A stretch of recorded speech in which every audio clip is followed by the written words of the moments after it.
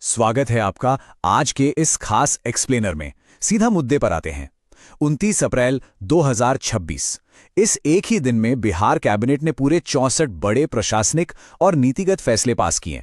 अब ये सिर्फ कागजी आंकड़े नहीं हैं, बल्कि आने वाले सालों के लिए राज्य के भविष्य का एक पूरा ब्लूप्रिंट है।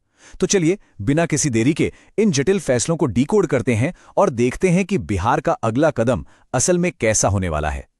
स्क्रीन पर जो आप देख रहे हैं ना, वो 29 अप्रैल की कैबिनेट मीटिंग का ऑफिशियल डॉक्यूमेंट है और आज के हमारे इस पूरे एनालिसिस का यही इकलौता सोर्स है।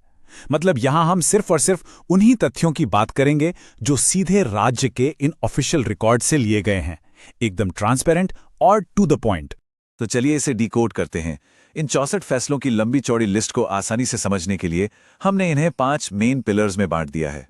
पहला, बड़े वित्तीय और ऊर्जा से जुड़े फैसले। दूसरा, हेल्थ और एजुकेशन। तीसरा, इंफ्रास्ट्रक्चर और अर्बन डेवलपमेंट। चौथा, लॉ एंड ऑर्डर। और पांचवा, पर्यावरण और सोशल वेलफेयर। शुरुआत करते हैं हमारे पहले पिलर से, जो है मेजर फाइनेंशियल और एनर्जी अप्रूवल्स। और इस पिलर में जो सबसे बड़ा नंबर सामने आता है वो है 23,165 करोड़ रुपए। अब ये कोई छोटी मोटी रकम नहीं है। अप्रैल 2026 से मार्च 2027 के फाइनेंशियल ईयर के लिए सरकार ने बिजली उपभोक्ताओं को सब्सिडी देने के लिए ये भारी भरकम बजट पास किया है। सीधे शब्दों में कहें तो आम लोगों और इंडस्ट्रीज के बिजली बिल का बोझ कम करने के लिए ये एक बहुत बहुत बड़ा कदम है। इसी के साथ एक और बड़ा फिगर है 13,900 करोड़ रुपए। दरअसल स्टेट की इमरजेंसी तैयारियों को और मजबूत करने के लिए फाइनेंशियल ईयर 26-27 के लिए बिहार कंटिंजेंसी फंड यानी आकस्मिकता निधि की लिमिट को टेम्परेरी तौर पर बढ़ा दिया गया है। इसका सीधा सा मतलब यह है कि 30 मार्च 2027 तक अगर कोई अचानक से खर्च आ जाता है तो उससे तुरंत निपटा जा सकेगा।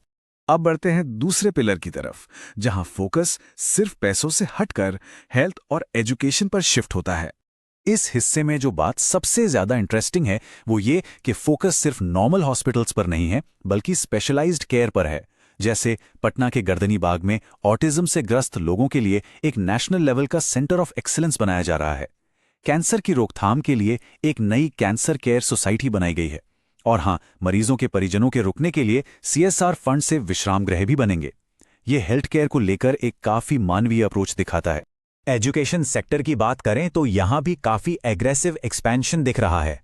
हायर एजुकेशन को मजबूत करने के लिए 208 ब्लॉक्स में नए डिग्री कॉलेज चलाने हेतु 9,152 नए पद बनाए गए हैं।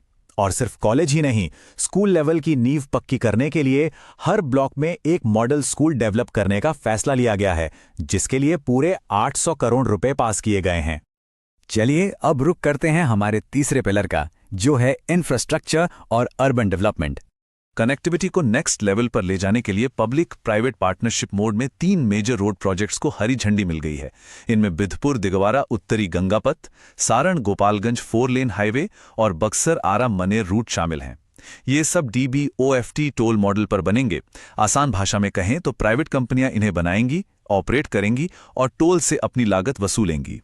लेकिन इंफ्रास्ट्रक्चर का मतलब सिर्फ सड़कें नहीं होता, ये बड़े और खास संस्थानों के लिए जमीन तैयार करने के बारे में भी है। इसीलिए पटना में नेशनल इनलैंड नेविगेशन इंस्टीट्यूट यानी NINI के विस्तार के लिए भारत सरकार को जमीन ट्रांसफर की गई है।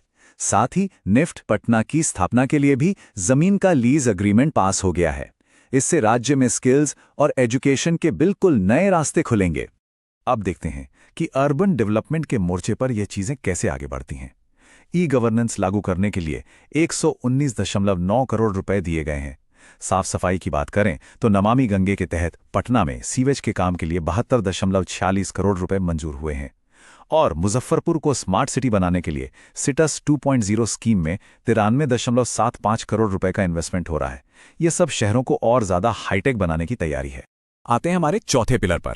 यह पिलर है लॉ एंड ऑर्डर और एडमिनिस्ट्रेशन के स्ट्रक्चर के बारे में। पॉपुलेशन बढ़ने के साथ पुलिस फोर्स को भी बढ़ाना जरूरी है और इसीलिए बिहार पुलिस में 20,937 नए पदों को मंजूरी दी गई है। इनका 50-50 बंटवारा होगा, यानी आधे पद डायरेक्ट रिक्रूटमेंट से और आधे प्रमोशन से भरे जाएंगे। इसके अलावा भागलपुर, मुजफ्फरपुर, बिहार शरीफ और गया जैसे बड़े शहरों की ट्रैफिक व्यवस्था संभालने के लिए 485 पोस्ट बिल्कुल अलग से बनाए गए हैं। एडमिनिस्ट्रेशन को आज के डिजिटल युग के हिसाब से ढालने के लिए एक बहुत ही शानदार कदम उठाया गया है, साइबर ट्रेजरी का निर्माण। फाइनेंस डिपार्टमेंट के अंदर इस नए डायरेक्टरेट के लिए 23 नए पद मंजूर हुए हैं। इसका मेन मकसद राज्य के फाइनेंशियल ऑपरेशंस को साइबर खतरों से बचाना और बहुत ज्यादा ट्रांसपेरेंट बनाना है। और अब हम आ गए हैं अपने आखिरी और 5वें पिलर पर, पर्यावरण और सोशल वेलफेयर। तो यहां सबसे क्रूशियल पॉइंट यह है कि 1 अप्रैल 2026 से SC/ST हॉस्टल्स में रहने वाले स्टूडेंट्स का जो मंथली ग्रांट होता था उसे 1000 रुपए से बढ़ाकर सीधे डबल कर दिया गया है। जी हां, अब यह 2000 रुपए प्रति माह होगा। ये उन स्टूडेंट्स के लिए एक बहुत बड़ा रिलीफ है ताकि पैसों की वजह से उनकी पढ़ाई में कोई रुकावट ना आए। एनवायरनमेंट की बात करें तो क्लाइमेट चेंज से निपटने के लिए एक नया बिहार ग्रीन क्लाइमेट फंड बनाया गया है। इसके साथ ही मुंगेर के फॉरेस्ट्री कॉलेज को सही से चलाने के लिए 250 पदों को मंजूरी दी गई है। और हां, पटना के संजय गांधी जैविक उद्यान के मैनेजमेंट को अब पटना जू सोसाइटी का नाम दिया गया है। ये सब इकोलॉजी को बेहतर तरीके से मैनेज करने के लिए काफी स्ट्रक्चर्ड कदम है। एक और फैसला जो ग्रामीण और शहरी दोनों क्षेत्रों से जुड़ा है। पंचायती राज विभाग ने मोक्षधाम, शमशान घाटों और कब्रिस्तानों के मेंटेनेंस के लिए हर साल 69.79 करोड़ रुपए मंजूर किए हैं। ये सुनिश्चित करेगा कि इन जगहों का रखरखाव पूरे सम्मान और गरिमा के साथ हो सके। तो आज हमने बिहार कैबिनेट के उन 64 फैसलों के विशाल पैमाने को डिकोड किया। 23,000 करोड़ की बिजली सब्सिडी से लेकर पुलिस के नए पदों तक, स्मार्ट सिटीज से लेकर स्टूडेंट्स का ग्रांट 2 गुना करने तक, ये ब्लूप्रिंट सच में हर क्षेत्र को छूता है। अब जाने से पहले आपके लिए एक सवाल छोड़कर जा रहा हूं। Finance, health, infrastructure, law and order या वेलफेयर, इन 5 पिलर्स में से किसका बिहार के आम जनजीवन पर सबसे तेज और सीधा असर पड़ेगा? सोचिएगा जरूर। आज के इस एक्सप्लेनर में हमारे साथ जुड़ने के लिए